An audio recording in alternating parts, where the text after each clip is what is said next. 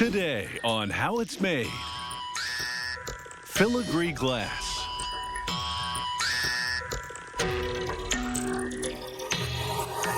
Fish food.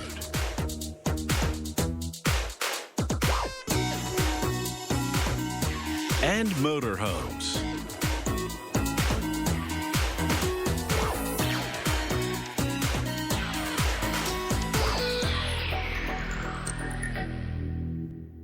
Filigree glass is a highly advanced form of glassmaking. The artists first produce threads of colored glass, then weave these threads together in intricate patterns, encasing them within clear crystal. Then they use complex glassmaking techniques to shape these pattern rods into breathtaking works of art. The filigree glass technique was invented in the 1500s by master glassmakers in Murano, Italy. Their then secret process incorporated ancient methods from Mesopotamia, the birthplace of glassmaking some 2,000 years earlier. It all begins with a blend of mostly silica sand, soda ash, and lime. They heat the mix to almost 2,400 degrees Fahrenheit, melting it over several hours into lead-free liquid crystal. With a steel rod called a punty, the glassmakers roll some molten crystal on a metal table as it cools and solidifies, a shaping technique known as marvering. Then they use the post they've shaped to pick up a piece of densely colored glass called a color bar. They melt the color on the end of the crystal post. At the same time, they heat another color bar into a molten state. Then they perform a process called overlaying. They push the molten colored glass over the other color bar, then marver until the colored glass symmetrically encases it. They encase the color in clear crystal and reheat some more. Then prepare a new bit of clear crystal on another punty. They use it to grab the free end of the color overlay. The glassmakers pull, stretching the crystal like taffy into what's known as overlaid cane, a thin rod of crystal with a thread of colored glass inside. It takes tremendous expertise to stretch the rapidly cooling glass to a consistent diameter without twisting or breaking it in the process. They snip the long cane into manageable lengths. Next, they cut the colored rods into the size required. Lay out the rods in a precise configuration, heat, then roll them onto a precisely sized piece of molten clear crystal. Now they repeat the pulling process, but this time, to create the internal pattern they want, they twist both punties. They use an electric drill to ensure steady, uniform revolutions. The rod this creates is called a complex cane. After it cools and stabilizes overnight, they cut it into the lengths they need to create the filigree glass piece. The colors and pattern inside a complex cane are determined by the choice and layout of the overlaid cane rods rolled onto the molten crystal. The filigree pattern is now determined by the way in which they lay out the complex cane rods. After fusing the laid-out rods, they wrap them around a collar of hot crystal at the end of a blowpipe.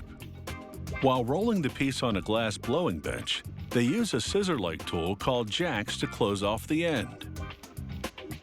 They snip off the excess with shears. Then they roll the hot glass on a wet wood block to smooth and round the bubble.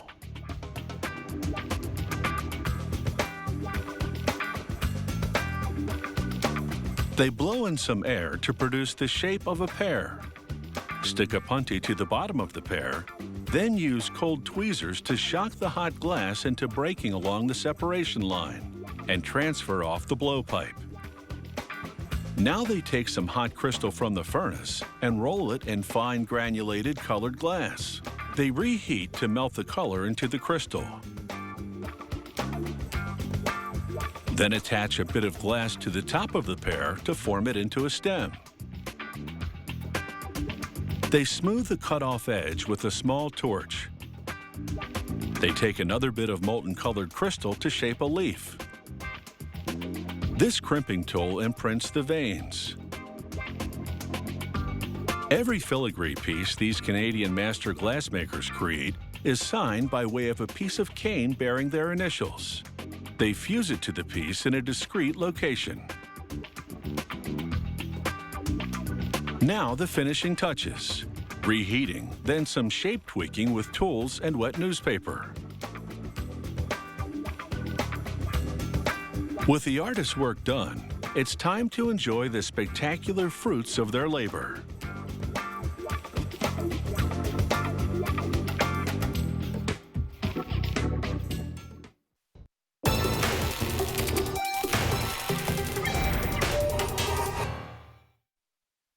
Flake foods for aquarium fish were invented in the middle of the last century. And what a difference this invention has made. Before they came along, pet fish were fed live food from rivers and streams, a food source that wasn't always accessible.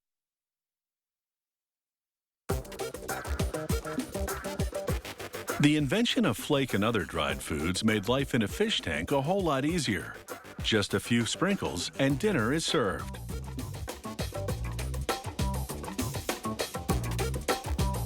It's not much like the live water fleas or bloodworms the fish would feed on in their natural environment, but it contains the nutrients and vitamins they need.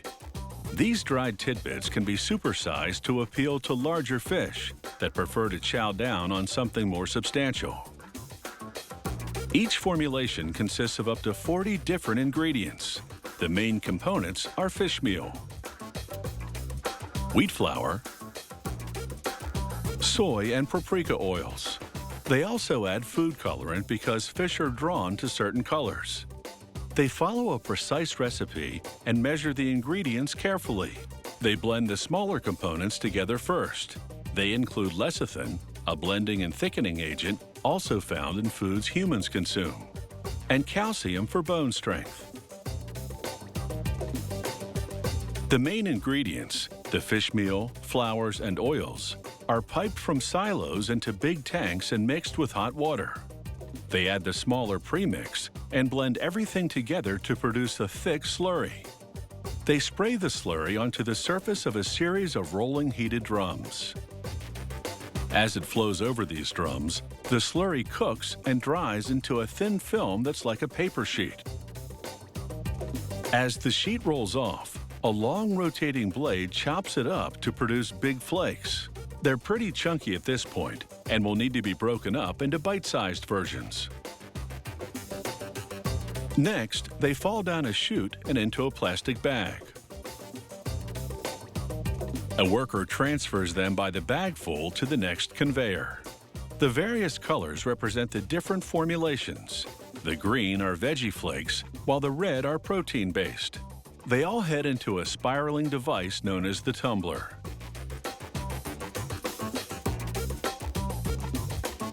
It spins to toss the flakes around. This mixes and breaks them into smaller flakes.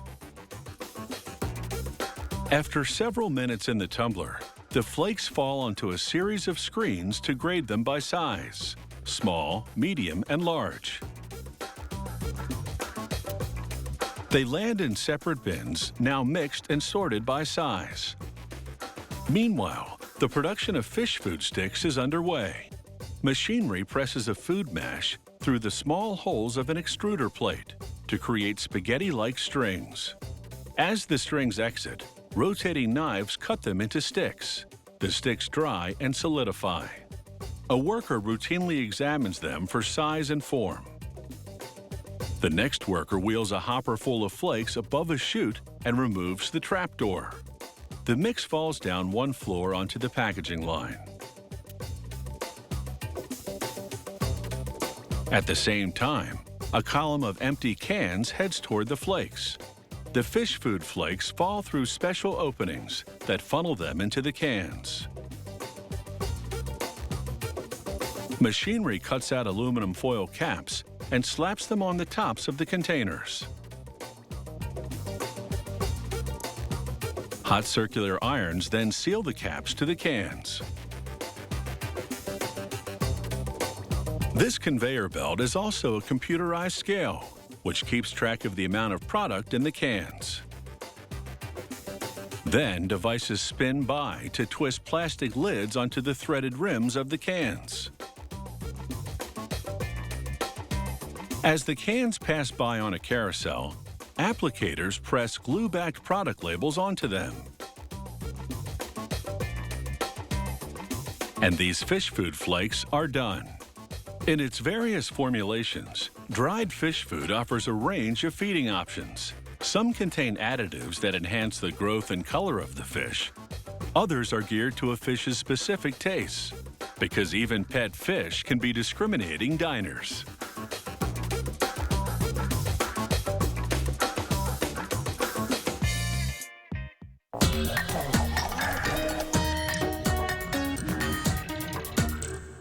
A motorhome is a fully equipped house on wheels. The Class A types are shaped like a bus, the largest models more than 40 feet long, and spacious enough to sleep up to 6 people. When parked, the exterior room walls slide outward, expanding the width by more than a yard.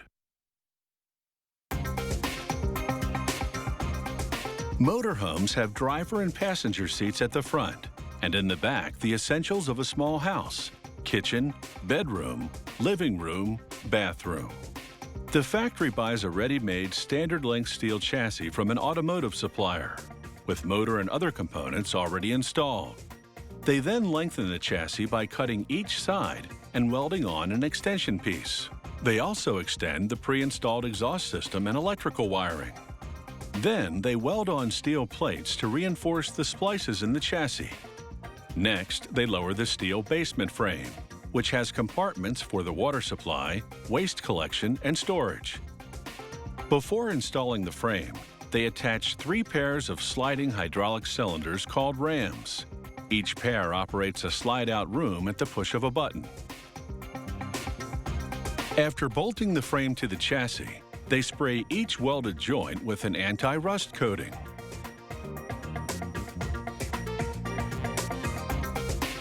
Then they test the rams to make sure they slide in and out properly.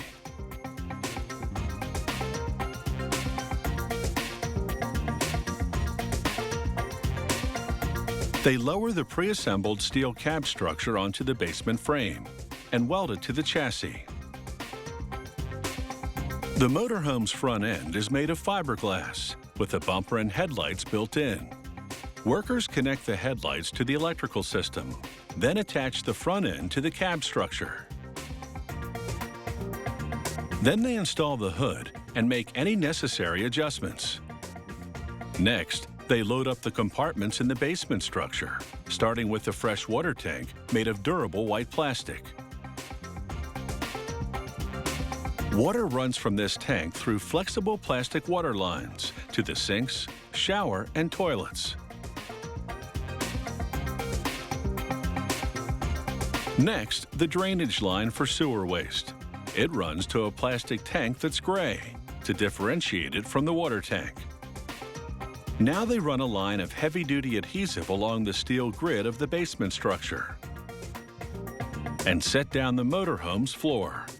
The floor construction is like a sandwich: aluminum on the bottom, plywood on top, with a high-density hard foam in the middle to muffle noise and absorb road vibration. After securing the glued floor with screws, they staple carpet underpadding onto the plywood, except in the kitchen and bathroom areas, where they lay down vinyl or ceramic tile flooring and cut holes in it for heat registers and drains. Then they install carpet over the underpadding. The pieces are pre-cut to the motorhome's layout: large pieces for the main areas, small ones for closets and the cab. Now, workers hook up what they've built so far to a chain mechanism that tows down an assembly line. First, overhead lifts lower the motorhome's 3 slide-out rooms: dinette, living room, bedroom, onto their respective rams. Workers bolt the rooms to the rams, then test them.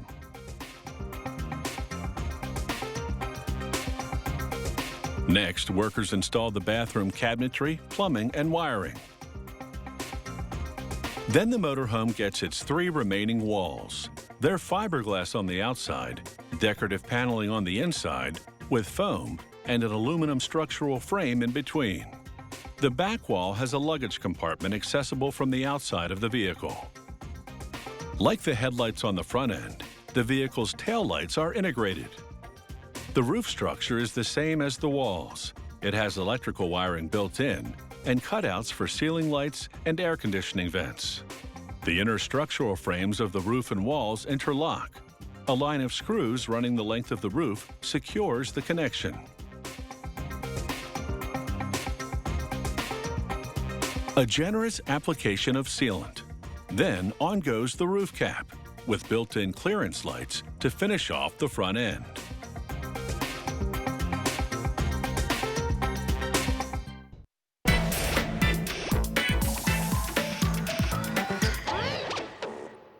At this point, the outside of the motorhome is almost complete. However, there's still much interior work to come. Everything on the inside is designed to maximize living space and storage space. And even though the motorhome has just one bedroom, pull-out beds in other areas add additional sleep space. One of the last jobs remaining on the outside is to install the door. It fits perfectly because they constructed it using the piece they cut out of the sidewall to make the door opening.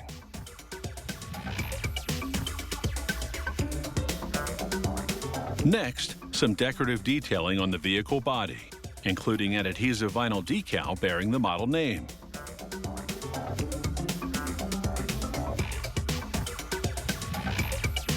On the inside, workers are busy applying the finishing touches.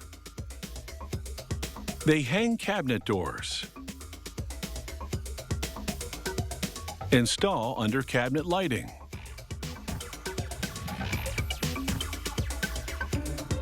and hook up the kitchen appliances.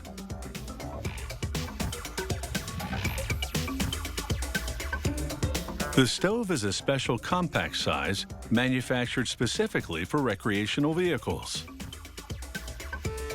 Customers buying motorhomes have a choice of window coverings. This order calls for double-duty roller shades. One setting filters daylight, the other blacks it out.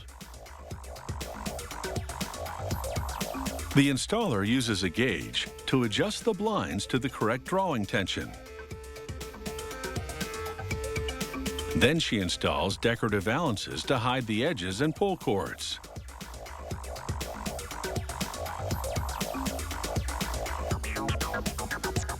In the cab, workers bolt the base of the driver and passenger seats to the basement frame.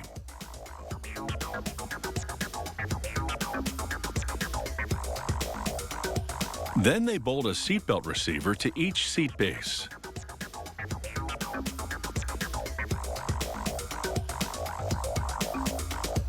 The seats, upholstered in high-end synthetic leather, attach into their respective bases. Workers install the dinette, which sits in one of the slide-out rooms. The bench seats have a storage area underneath, and the seats and table convert into an extra bed.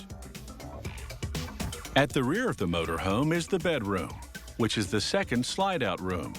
The bed has storage space underneath for blankets and pillows. Regulations designate certain seats safe to sit in while the vehicle is moving. Those seats are equipped with safety belts. The couch in the living room, the third slide-out room, has a few hidden features. An air mattress which inflates and deflates at the push of a button for an extra bed, and a drawer underneath for storing pillows and blankets. The bathroom has a toilet, sink, shower stall, and lots of cabinet space. Back on the outside, workers install a rear-view camera on each side wall. When the driver activates the right turn signal, the right side camera automatically turns on. The left turn signal, the left camera. The cameras transmit the image to a dashboard monitor. Every motorhome this factory produces undergoes extensive water infiltration testing. Hundreds of sprayers shoot several straight minutes of simulated heavy rainfall from all angles, including underneath, with the slide-out rooms both extended and retracted. Inspectors check everywhere, even inside cabinets. If they find any leaks, they seal them and run the water test again.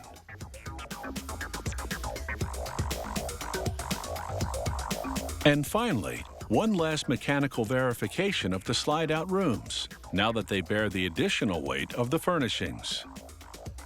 This expansion feature is the secret to the motorhome's spacious feel, as it increases the floor space width by nearly 5 feet.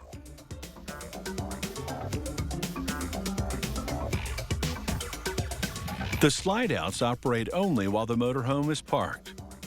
With smart design and ingenious use of limited space, a motorhome lets you hit the road without leaving the comforts of home behind.